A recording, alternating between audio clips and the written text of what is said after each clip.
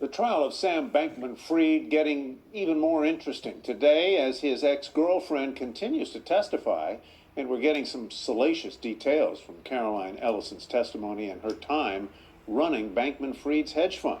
Let's get to Kate Rooney outside the courthouse. Hi, Kate. Hi, Tyler. So Caroline Ellison described what she called living in a constant state of dread. Every day she said she was worrying about not being able to meet customer withdrawals from FTX, and that everything would come crashing down at some point. In order to plug a hole that FTX had, Ellison says Bankman-Fried at one point was trying to raise money from the Saudis, in particular Prince Mohammed bin Salman, MBS as he's also known. At another point, Ellison says that Alameda executives paid a $150 million bribe to the Chinese government to unlock some accounts they had on a Chinese crypto exchange. Before they did that, guys, they tried to use fake accounts to withdraw some of that money. Those accounts, she said, were actually Thai prostitutes. You heard me right. There was an employee who pushed back on SBF around all of this. He allegedly told her to shut the F up in a meeting. He was also known for some of these types of outbursts in stressful situations, according to Ellison. Some details about the relationship as well today. At one point in the Bahamas apartment that is now infamous, Ellison saying that Bankman-Fried confronted her about the financial mess. He said it was her fault, said that she didn't hedge early enough, and that she got very upset. She said she started crying. She also talked about his image that he tried to cultivate, tried to frame himself publicly as an intelligent and somewhat eccentric founder. The Toyota Corolla that he drove, she said, was completely for PR optics. Apparently he had another backup car. She later made a list of things while she was running his hedge fund called Things Sam is Freaking Out About. That included getting regulators to crack down on another competitor, Binance, in order to improve market share. And then, guys, buying the company Snapchat. That was apparently on the table. Also was worried about potential bad PR for the company in the next 6 months or so. There was some awkward tension between those two in the courtroom today. When she was testifying, Ellison would not look at Bankman-Fried, avoided his eye contact completely. He looked stressed. He never looked at her directly. Finally, Ellison described Bankman-Fried as what she called utilitarian, said that he didn't think lying was wrong if it was part of a bigger goal and that the means justified the ends somehow. The defense will get a chance to cross-examine Ellison as soon as today, but she's back on the stand right now. Back to you guys. Yes, guys and girls, welcome back to another episode with me, Luke, where we talk about all things crypto. Like we just saw in that video, the Sam Bankman-Fried law case continues to go on day 6 and going into day 7 now, and it continues to go from bad to worse. I'll keep you updated on that, and in this article, again, just highlighting what was going on.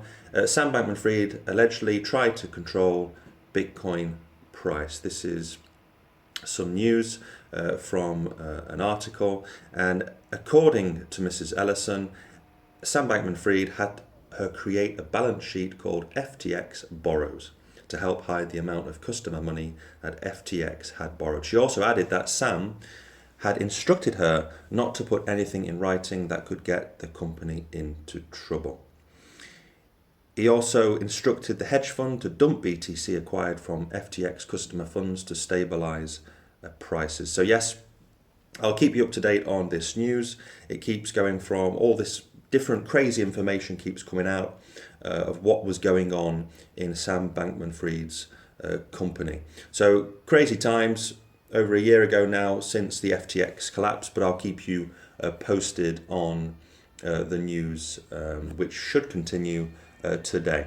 Other news, we do have the spot Bitcoin ETF. It's very close to being approved by the SEC.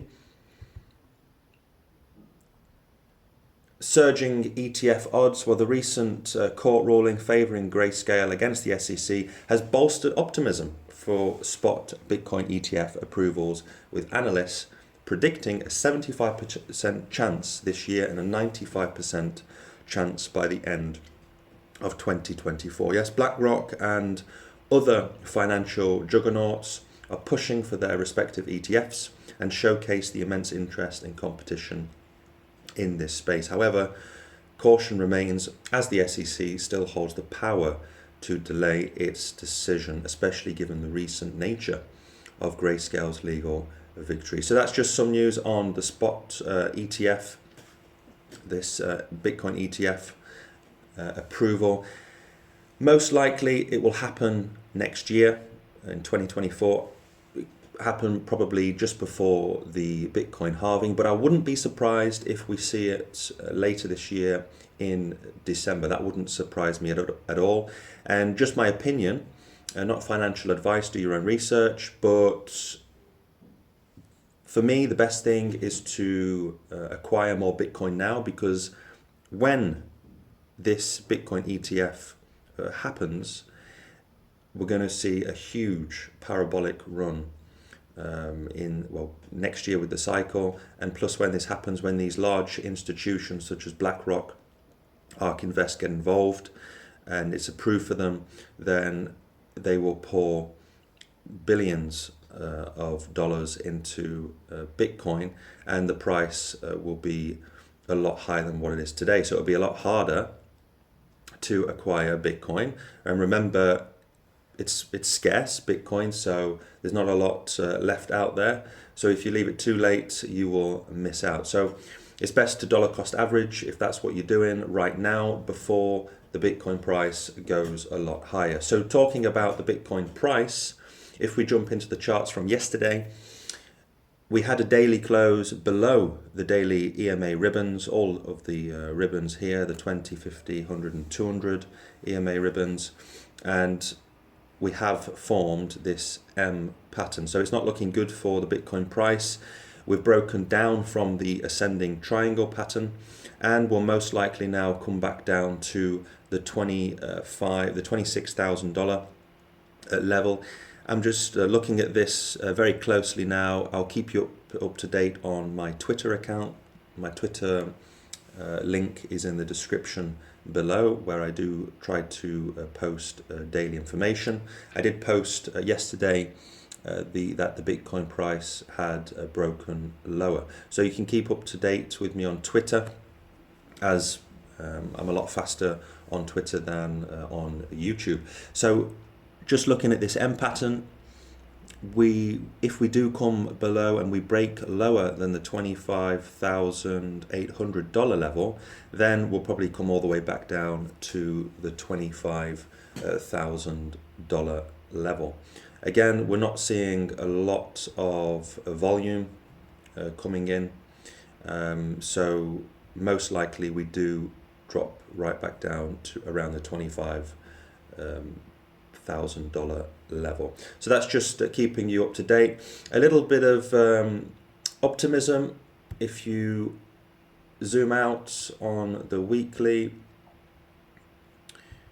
Yes, we're still creating higher lows here. So since 16,000, 21,000 and now the 25,000. So we are stepping up. The problem is, if we do on the weekly, we have the 200 EMA ribbon here, most likely. And what's interesting is this 200 EMA ribbon is around the $25,000 level. So it will be interesting to see if we bounce off this V shape and straight up towards newer heights. So zoom out when you're in doubt, and don't give up on Bitcoin and crypto. These are the best times, just my opinion, of course, to acquire more crypto before the next parabolic move. So that's just a quick update, guys and girls. Thank you for watching. Leave comments below. Please subscribe to the channel. A thumbs up will be nice for the algorithm, and I will see you guys tomorrow.